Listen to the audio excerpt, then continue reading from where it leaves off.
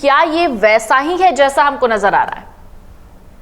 देखिए, बाहर जो आपको नजर आ रहा है वो जनता सड़कों पर उतरी हुई नजर आ रही है। आपको नजर आ रहा है कि लोग किस तरीके से वहां पर प्रोटेस्ट कर रहे हैं। लोगों का विरोध प्रदर्शन नजर आ रहा है। देखिए, जब लोगों में नाराजगी होती है तो लोग किसी तरीके से अपनी नाराजगी का इजहार करते हैं। उस नाराजगी की परिभाषा राजनीतिक कारणों से, राजनीतिक हितों के लिए अलग अलग तरीके से लोग करते हुए नजर आते हैं। नेपाल के अंदर इस समय बहुत सारी आर्थिक चुनौतियां हैं, आर्थिक संकट हैं, आर्थिक मुश्किलें हैं, और उन तमाम मुश्किलों के बीच में सरकारों की अस्थिरता, राजनीतिक पार्टियों की तरफ से किसी तरीके का कोई बहुत प्रॉमिस डिलीवर न कर पाना, ये वो तमाम फैक्टर हैं जिसके कारण एक तबका जो नेपाल के अंदर राजशाही की मांग कर रहा था उसको उस गुस्से को चैनलाइज करने का मौका मिल गया, सड़कों पर लाने का मौका मिल गया, और साथ ही ये कहने का मौका मिल गया कि इससे तो वो राजशाही अच्छी थी। नेपाल के अंदर काफी किंग महेंद्र के बाद से अगर आप देखें तो वीरेंद्र विक्रम शाह के समय तक, और उसके बाद जो पैलेस के अंदर जो कू हुआ था, यानी राजकुमार ने जिस तरीके से गन से गोलियां चला के अपने परिवार को भून डाला था, उसके बाद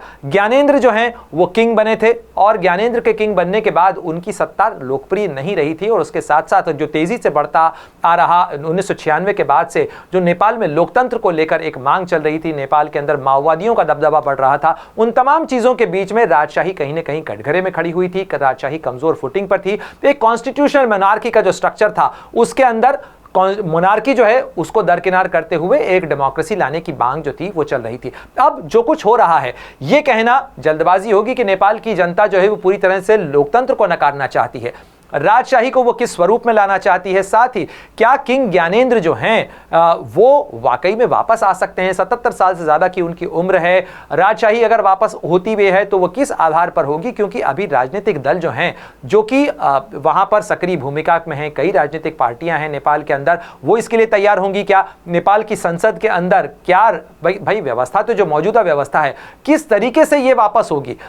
ये केवल प्रोटेस्ट जो है, क्या ये सड़क पर होने वाले प्रदर्शन नेपाल के अंदर राजशाही की वापसी करवा सकते हैं? इस पर सवालिया निशान है। लेकिन इस पे कहीं ना कहीं जो है राजशाही की तरफ से एक शय भी है, वो इसी बहाने अगर उसकी सत्ता के अंदर प्रासंगिकता बढ़ती है तो भी जो है उसके लिए तो अच्छा ही है। लेकिन नेपाल सरकार की तरफ से सख्ती भी बढ़ती जा रही है। किंग ज्ञानेंद्र की जो सुरक्षा है उसको घटाया गया है, उनके ऊपर भी बहुत सारे सवालिया निशान इसके अंदर लग रहे हैं। तो नेपाल के अंदर इस समय एक सत्ता का टर्बुलेंस चल रहा है, एक सत्ता की उठापटक वहां देखने को मिल रही है। देखिए, नेपाल के अंदर लंबे समय से राणा परिवार का शासन था, और राणा परिवार के इस शासन के अंदर नेपाल घोषित तौर पर एक हिंदू राष्ट्र था। नेपाल के अंदर प्रमुखता से हिंदू संस्कृति वहां पर है, पशुपतिनाथ जैसा वहां पर मंदिर है। इसके अलावा कई जो भारतीय परंपरा और भारतीय जो हिंदू परंपरा है उससे जुड़े हुए सांस्कृतिक स्थल भी हैं वहां पर। और नेपाल और भारत के बीच में, जैसा मैंने आपसे कहा कि रोटी बेटी का रिश्ता रहा है, लोग जाते रहे हैं, दर्शन करने के लिए जाते रहे हैं। हिमालय की गोद के अंदर नेपाल बसा हुआ है।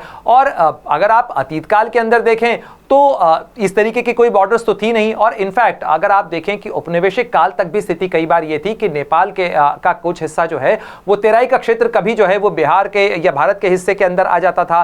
फिर जब गोरखाओं की लड़ाई होती थी तो उस इलाके में कई बार कुछ हिस्सा उधर चला जाता था। तो कालांतर के अंदर सीमाएं जो हैं वो बहुत बदलती रही हैं। इसलिए भी एक फैक्टर रहा है कि नेपाल और भारत के बीच में सांस्कृतिक आदान प्रदान अगर आप देखें तो अभी भी कई परिवार ऐसे हैं, आपको बिहार के अंदर कई परिवार ऐसे मिल जाएंगे जिनके यहाँ पर जिनकी बेटियां जो है वो नेपाल के अंदर ब्याही हैं, या जिस तरीके से वहां पर आवाजाही है। इनफैक्ट कई बार तो बॉर्डर नहीं पता चलती है। मैं खुद उस बॉर्डर से कई बार मैंने ट्रैवल किया, चाहे आप जनकपुर चले जाइए तो सीतामढ़ी के बाद आप भिट्टा मोड़ से होते हुए जैसे ही आगे जाते हैं तो आप जनकपुर पहुंच जाते हैं, तो वो बिल्कुल रोड ट्रैवल का इलाका है। इनफैक्ट आप अगर केवल बस एक चुंगी नाका आप क्रॉस करते हैं और ऐसा लगता है कि आप वो किसी इंटरस्टेट में, भारत के ही किसी स्टेट के अंदर अगर आप ट्रैवल कर रहे हो, उसी तरीके का आपको भाव वहां पर आता है। किसी तरीके की कोई इंटरनेशनल बॉर्डर आप क्रॉस कर रहे हो वैसा नहीं लगता है। उतनी सुगमता से लोग आते जाते हैं, लोग कामकाज के सिलसिले में आते हैं, कई लोग अप डाउन करते हैं कामकाज के सिलसिले में। तो ये भारत और नेपाल के रिश्तों का डायनेमिक है जिसके अंदर दोनों के बीच में इस तरीके की समानता देखने को मिलती है। और ये हिंदू राष्ट्र, जो हिंदू परंपरा है